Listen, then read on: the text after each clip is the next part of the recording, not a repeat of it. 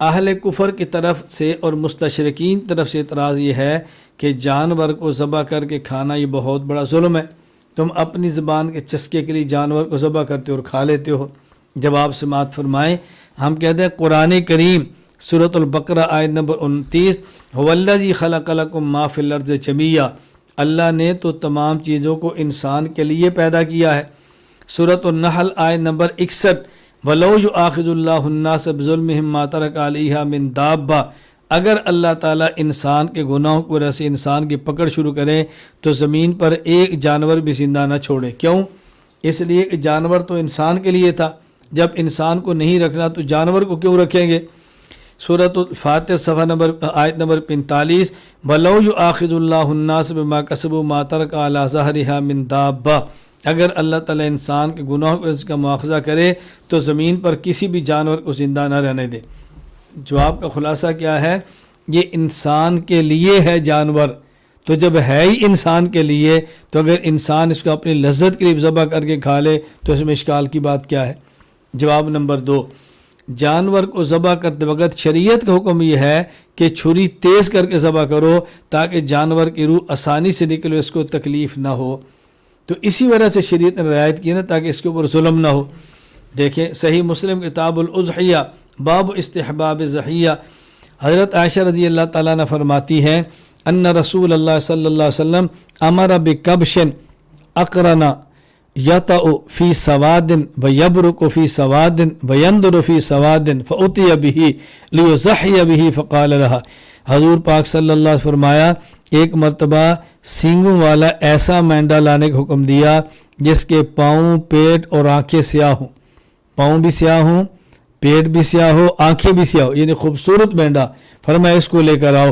جب لایا گیا تو آپ نے فرمایا نبی کریم صلی اللہ علیہ وسلم، یا عائشہ حلم المدیہ، چھری کو خوب تیز کرو، ثم قال اشحذیھا بحجر، پہلے فرمایا کہ چھری کو لاؤ، پھر فرمایا چھری خوب تیز کرو، میں نے ایسے ہی کیا، ثم اخذها واخذ الکبش فاضجعه ثم ذبح، پھر آپ نے چھری کو لیا، اس کو لٹایا اور ذبح کیا، پھر فرمایا بسم اللہ اللہم تقبل من محمد و آل محمد و ان امت محمد ثم ضحى به، اے اللہ اس کو محمد، آل محمد اور امت محمد کی طرف سے قبول فرما لے، پھر آپ نے جانور کو ذبح کیا۔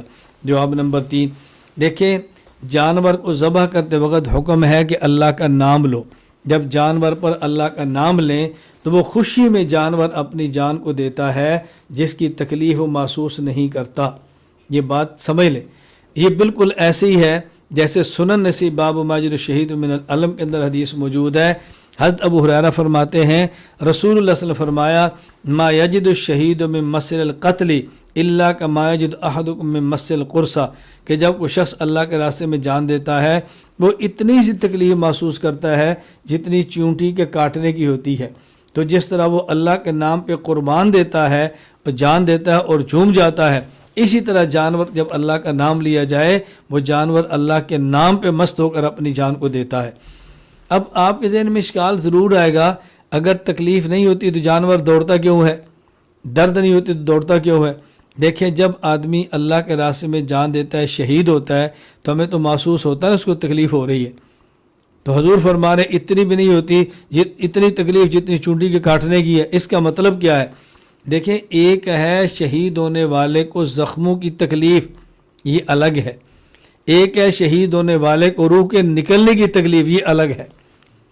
اس کو قتل کی تکلیف ہونا یہ الگ بات ہے، اور روح نکلنے کی تکلیف ہونا یہ الگ بات ہے۔ تو اس کو روح کے نکلنے کی ایسے ہی تکلیف محسوس ہوتی ہے کہ جس طرح آدمی کو ایک چونٹی کی تکلیف کاٹنے کی ہوتی۔ میں اس پر بھی ایک بات کہتا ہوں، بھائی چونٹی بھی کاٹے تو بس اوقات اتنی شدید کاٹتی ہے کہ آدمی کی چیخیں نکل جاتی ہے، تو پھر کیا معنی کہ چونٹی کاٹنے کی تکلیف ہے؟ میں عرض کرتا ہوں کہ اس کو بھی شاید کوئی دیہات کے لوگ اچھی طرح سمجھیں، ممکن ہے شہری زندگی والے اس کو بھی نہ سمجھ سکیں۔ ایک ہوتا ہے چونٹی کا کاٹنا، اور بسا اوقات انسان محبت میں چونٹی سے کٹواتا ہے۔ یہ ہمارے اپنے بچپن کا واقعہ، ہم خود اس طرح کیا کرتے تھے، ایک چونٹی لے لیتے اور یہاں اس چونٹی کو چھوڑتے تھے، اور ہمارے بسا اوقات چھوٹے چھوٹے بچے ہوتے، پہلے تھوڑی سی تھوک لگاتے، پھر چونٹا وہاں چھوڑتے، وہ چونٹا کاٹتا اور مزے لیتے تھے۔ اب دیکھیں دیکھنے والا سمجھتا تکلیف ہو رہی ہے اور ہم بچوں کا وہ کھیل بنا ہوتا تھا. تو رسول اکرم صلی اللہ علیہ وسلم کی کسی بھی حدیث پاک کو سمجھنے کے لیے پوری معاشرتی سوسائٹی اور ماحول اور عرف سامنے ہو تو پھر اللہ کے نبی کا پورا کلام سمجھ آتا ہے. تو شہید اللہ کے راستے میں کٹتا ہے، اس کو کٹنے کی تکلیف تو کچھ ہوگی، لیکن اس کٹنے سے جو روح کے نکلنے کی تکلیف ہوتی ہے اللہ اس تکلیف سے اس کو آزاد فرما دیتے ہیں. اسی طرح یہ جانور جب اللہ کے نام پہ ذبح ہوتا ہے تو چھری چلنے کی کچھ تکلیف تو ہوگی، لیکن اللہ کا نام لینے کی وجہ سے روح اتنی آسانی سے نکلتی ہے کہ اس کو روح کے نکلنے کی تکلیف محسوس نہیں ہوتی. اب روح کے نکلنے کی تکلیف کیا ہے؟ وہ تو ایک روحانی امر ہے، مرنے سے پہلے بندے کو سمجھ نہیں آتا. اور رسول اکرم صلی اللہ علیہ وسلم کی حدیث آپ سنیں تو پھر سمجھ آئے کہ روح کو نکلنے کی تکلیف ہوتی کتنی ہے اور اس وقت پیاس کتنی شدت سے لگتی ہے. سمندر پانی کے پلا دو تب بھی پیاس نہیں بجھتی، اور روح ایسے نکلتی ہے کہ بعض روایات میں اس کا خلاصہ یہ ہے کہ جس طرح کانٹوں کے اوپر آپ مل مل کا کپڑا ڈالو اور کھینچو تو کٹ جاتا ہے، اس طرح روح نکلتی ہے تو جسم سے تکلیف ہوتی ہے. تو وہ جو روح نکلنے کی تکلیف ہے اس سے اللہ تعالیٰ شہید کو آزاد فرما دیتے ہیں، اور جانور پر جب اللہ کا نام لیا گا تو اس تکلیف سے وہ بھی آزاد ہو جاتا ہے. یہ تو رحم کی دلیل ہے، ظلم کی دلیل تو نہیں ہے نا. اچھا، ایک اعتراض حکیم الامت حضرت تھانوی رحمہ اللہ کے اوپر ہے. اشرف الجواب حصہ اول میں ہے کہ سوال کیا ہے؟ دوسری قوموں کے شبہ ہے کہ یہ لوگ بڑے سنگ دل ہوتے ہیں. حضرت تھانوی نے اس شبہ کو جواب دیا کہ کہتے تم جانور کو ذبح کرتے ہو تو تم ظالم ہو. فرمایا دوسری قوموں کو یہ شبہ کہ یہ لوگ بڑے سنگ دل ہوتے ہیں کہ انہی جانوروں کے گلے پر چھری پھیرتے ہوئے ذرا بھی رحم نہیں آتا، محض ناواقفی یا تعنت سرکشی زیادتی سے پیدا ہونے والی ہے. مگر عجیب بات یہ ہے کہ یہ شبہ اور اعتراض فقط گائے کی قربانی کے متعلق ہے، چوہے، بکری، مرغی، کبوتر کے متعلق نہیں. معلوم ہوتا ہے کہ دال میں کالا ہے، یعنی اس شبہ کا سبب ترحم نہیں بلکہ حمیت مذہبی ہے. اشکال کیا ہے؟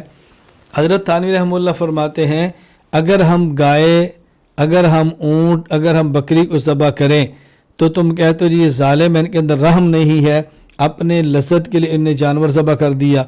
تو حضرت فرماتے ہیں یہ اعتراض ہماری قربانی پر ہے. تو جب تم بکری خود کھاتے ہو بازار میں تو اعتراض کیوں نہیں؟ جب چکن کھاتے ہو تو اعتراض کیوں نہیں؟ کبوتر کے شوربے پیتے ہو تو اعتراض کیوں نہیں؟ حتیٰ کہ جب تم چوہے کھاتے ہو تو اعتراض کیوں نہیں؟ تو لوگ کہتے ہیں جی حکیم الامت تھانوی رحمۃ اللہ علیہ چوہے کے کھانے کے قائل تھے. بے حضرت تھانوی چوہے کے کھانے کو قائل نہیں، یہ مخالف کو کہہ رہے ہیں کہ ہم اگر قربانی کے اندر جانور ذبح کریں، اونٹ، گائے یا بکری، تمہیں اعتراض ہے، اور جب تم خود چوہے کھاتے تمہیں اس وقت رحم کیوں نظر نہیں آتا؟